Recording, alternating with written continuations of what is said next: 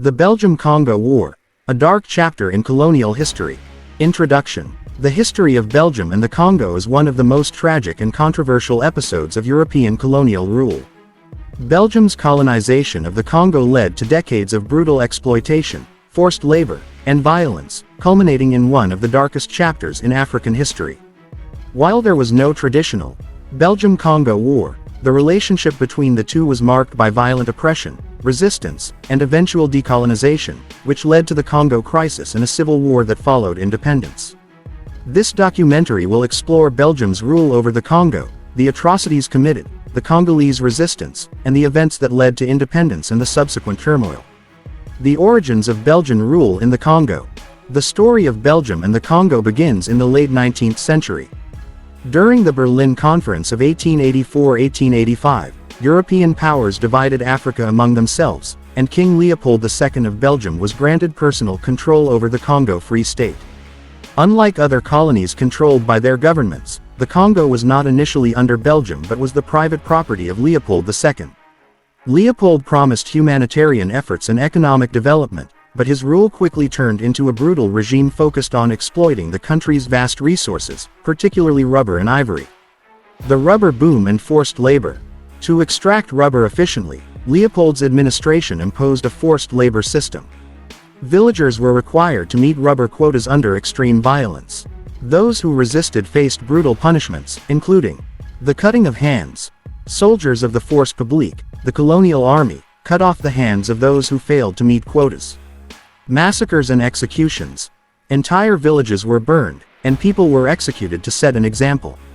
Starvation and disease. With men forced into labor, food production collapsed, leading to widespread starvation. Historians estimate that 10 million Congolese people died due to forced labor, starvation, disease, and violent punishments during Leopold's rule. This period is often described as one of the worst humanitarian disasters in history. The international outcry in Belgium's takeover. By the late 19th and early 20th centuries, reports of atrocities in the Congo began reaching Europe. Missionaries, travelers, and former colonial officials exposed the horrors through reports and photographs. Key figures in exposing the atrocities. Edmund Dean Morel, a British journalist, discovered that the Congo was exporting vast amounts of rubber but receiving only military supplies in return. Roger Casement, a British diplomat, conducted an investigation and published the Casement Report, detailing the abuse. Mark Twain and Arthur Conan Doyle joined the international movement against Leopold's rule, bringing more public awareness. As pressure mounted, Belgium was forced to intervene. In 1908, the Belgian government officially annexed the Congo, renaming it the Belgian Congo. While some reforms were made, forced labor continued in different forms, and Congolese people were still denied basic rights. The Congolese resistance and path to independence. Throughout Belgian rule, the Congolese people resisted in various ways. While major armed revolts were often crushed, resistance took different forms. Religious movements leaders like Simon Kimbangu preached against colonial rule and were imprisoned for their activism. Strikes and protests. Workers in mines and plantations often went on strike against low wages and poor conditions. Political movements. By the 1950s, political groups advocating for independence gained traction. Key events leading to independence. 1940s-50s. Rise of nationalism. African soldiers who fought in World War II demanded better rights and political participation. 1958.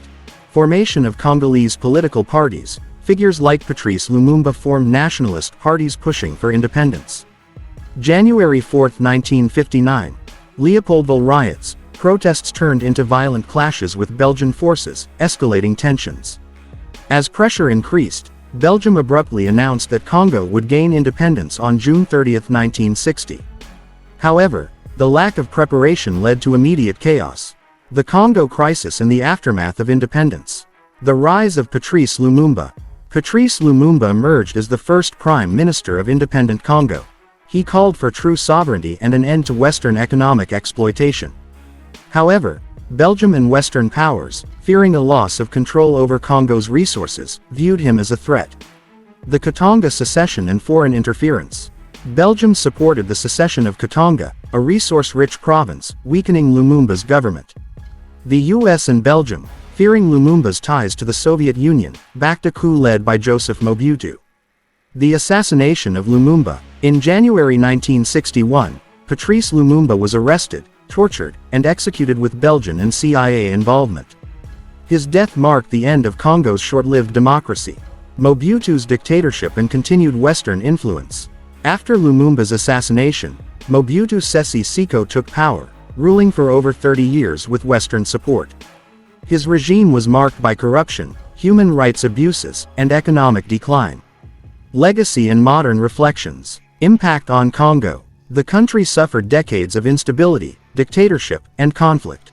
The Second Congo War, 1998-2003, became the deadliest conflict since World War II, with over 5 million deaths. Belgium's reckoning with its past.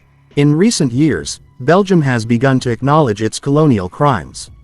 In 2020, King Philippe of Belgium expressed regret but did not formally apologize. Statues of Leopold II have been vandalized or removed in Belgium as part of a broader reckoning with colonial history. Calls for justice. Many Congolese people and activists demand reparations and a full acknowledgement of the atrocities committed. The history of Belgium and the Congo is one of brutal exploitation, resistance, and resilience. While independence was achieved, the damage done by colonial rule left lasting scars. The story of Congo serves as a reminder of the devastating consequences of imperialism and the ongoing struggles for justice and true independence. If you found this documentary informative, don't forget to like, share, and subscribe for more in-depth historical content. Let us know your thoughts in the comments below. Thank you for watching.